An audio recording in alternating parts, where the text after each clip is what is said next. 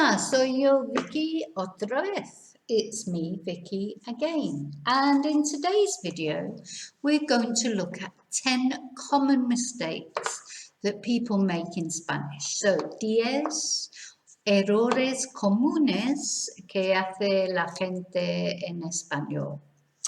Now, some of these, I'm just giving you a little warning here and now. Some of these are a little bit risque, I suppose is the word. They're not. There's no bad language, there's nothing terrible, but some of these, because I'm explaining to you what you shouldn't say because it might be misconstrued. So just to give you a little gentle warning, if you're very, very, very, very easily offended, or if you're watching this with a child, it might not be a good idea. That's all.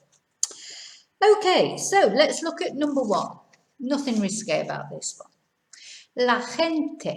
Now, this is such a common mistake that people make.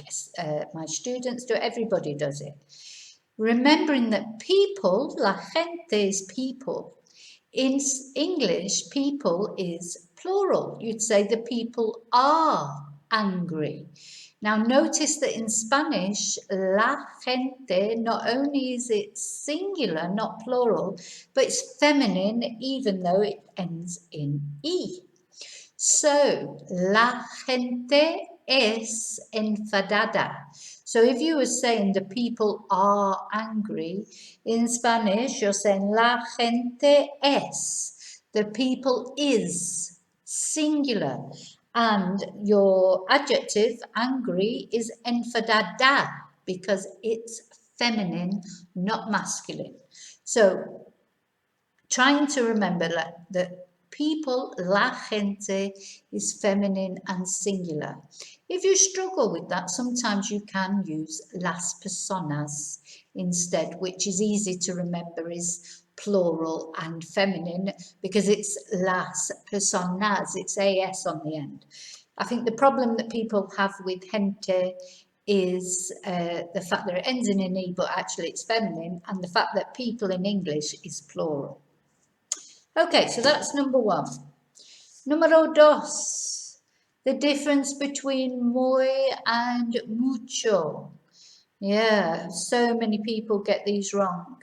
So muy, we have to remember, means very. Anytime in English you would say very, you would use muy. And muy is an adverb, so it always relates to a verb. Aprendes muy rápido. You learn very quickly. Okay? Whereas mucho refers to quantity and would relate to many or much or a lot. So mucho is quantity, many, much, a lot. He aprendido mucho. I have learnt a lot. Me gusta mucho aprender. I like learning a lot.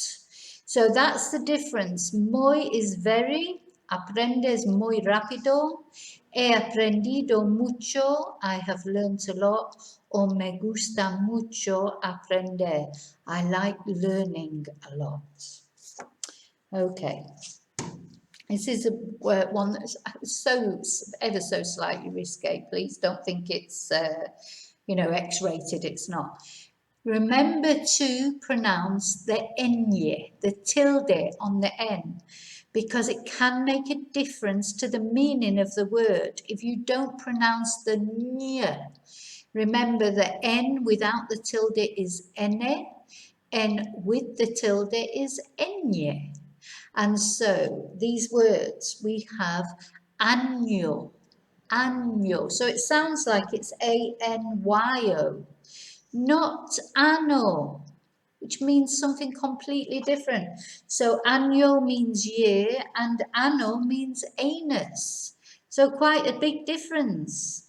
Moño and mono. Moño is a bun in your hair and a mono is a monkey. So not quite as embarrassing, but still completely different word.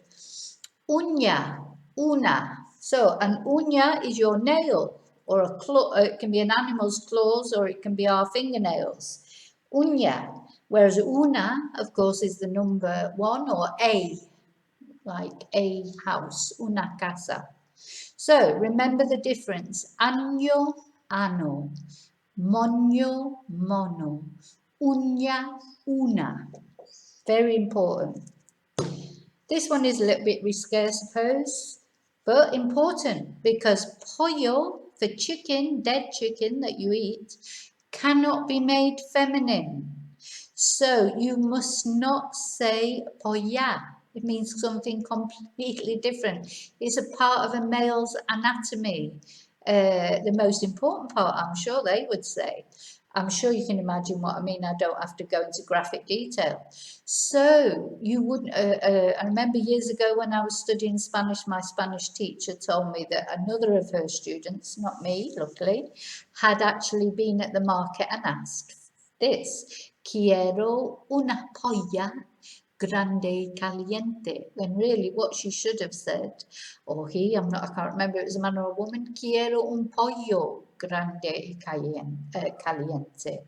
So please do not ask for a polla unless you're absolutely clear that that's what you want. Okay, another one. Embarrassed. When we want to say we're embarrassed in Spanish, this is one of the most, such a false friend, because you think, oh yes, estoy embarazada, or embarazado, of course, for a man. It's the easiest thing in the world to say. You think it sounds like embarrassed, but it doesn't mean embarrassed. It means pregnant. Of course, we probably wouldn't have masculine unless is it seahorses that can get pregnant?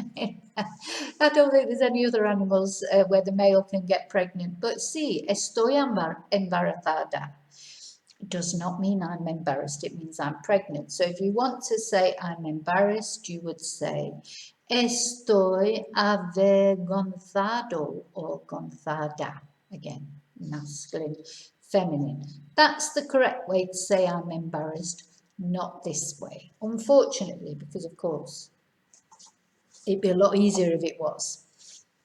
Okay, here, 3 words, very similar. We've got hombre, hambre, hombro.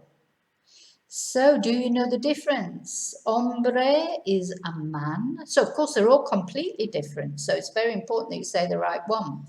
Hombre, man. Hambre, hunger.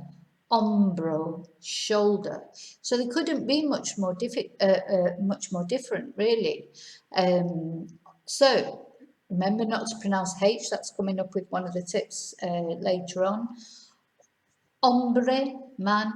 Hambre, hunger. Hombro, shoulder. Just one letter difference here between hombre and hambre, and then one letter difference between hombre and hombro, and 3 completely different meanings of those words. So be careful with them. This one, very typical thing, very typical mistake that people make. And of course, I'm not going to go into all the ins and outs of por and para. I do have videos. Remember, there's lots of videos. You can search por and para. Many of my videos will come up explaining to you the difference between por and para. But this is just really one thing, always for gracias. Siempre, siempre, siempre, sin excepción. So it's one of those nice things that has no exceptions. Gracias por whatever. Never, ever, ever para. Always gracias por. Okay, so another one that's not exactly risque, but these are things that they are important, because if you say the wrong thing, you will be completely misunderstood. If you say estoy caliente, you're not saying I'm hot or I'm warm, maybe in the way that you want to say it. Estoy caliente is a completely different kind of hot, like you're really, you know, in a good mood, like feeling a bit of loving, if you like. So caliente for a person we should never use. Caliente is only for food and drink. If we use caliente for a person, it means something else. We don't even use it for the weather. Not that it's got a wrong meaning, but it's wrong to say, oh, hoy es caliente. No. Hoy hace calor when you're talking about the weather. So estoy caliente is a no-no unless you actually want to say that you're feeling in an amorous mood. You should say tengo calor if you're saying I feel hot. Similar vein, número 9, excitar or excitado. And they're nice and easy because you've got the verb to excite and the adjective excited, but they are not just excited to go on holiday, they are excited as in the biblical way, let's say. So only use excitar or excitadora if that's the sort of excited you are. If you're excited about going on holiday or meeting someone new or starting your Spanish class or anything, having a new baby, etc., then the verb you need is emocionar, and the adjective excited, estoy emocionado. Not excitado unless you're a different, kind of excited. Okay, y número 10, the last one, el último. Remember never to pronounce the H. Okay, it's quite difficult, I think, especially for British people or English, any English speaker, I suppose, because we have it drummed into us, pronounce your H's, and it's bad if you don't pronounce your H's. Now we're learning a language where we have to pronounce our H's. We have to not pronounce our H's nearly always, and I'll explain why in a moment. But yeah, so we've got some words here. Hotel, we just ignore the H as if it's not even there. Hotel, ahora, so you're skipping over the H. I know there was some discussion in educational circles about actually taking it out of the alphabet because it was so unnecessary. But I think in the end it was decided to keep it in the alphabet because, of course, it's used in other languages. So it wouldn't be a good idea to take it out of the alphabet altogether. So we've got hotel, ahora, hospital, not hospital. Now, exceptions, as I found out many years ago when I was trying to get some Harry Potter books in Spanish for my son. I'm going into the bookshop and asking for Harry Potter, and they just looked at me blank, and I'm going, Harry Potter. And then the girl went, Harry Potter. So yes, when you're talking about things, that are recognised from other languages with a H, they do pronounce it. It's like a H, Harry Potter. But generally, for any Spanish word, no, we do not pronounce our H's in Spanish. So there you go. Okay, so that's the end of that video. I hope those things are useful for you.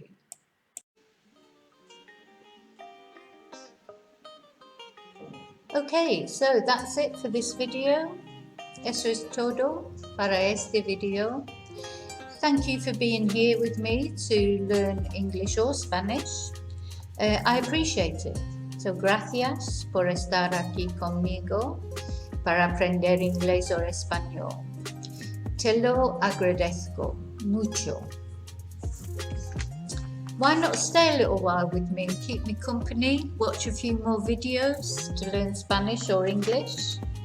If you feel like it, of course. Quédate conmigo un rato para aprender inglés o español. Para darme compañía. Si te apetece, claro. And finally, as always, finalmente, como siempre, que tu Dios vaya contigo. May your God go with you.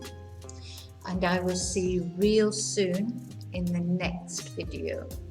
Y te veo muy pronto en el próximo video. Gracias. Thank you. Adiós.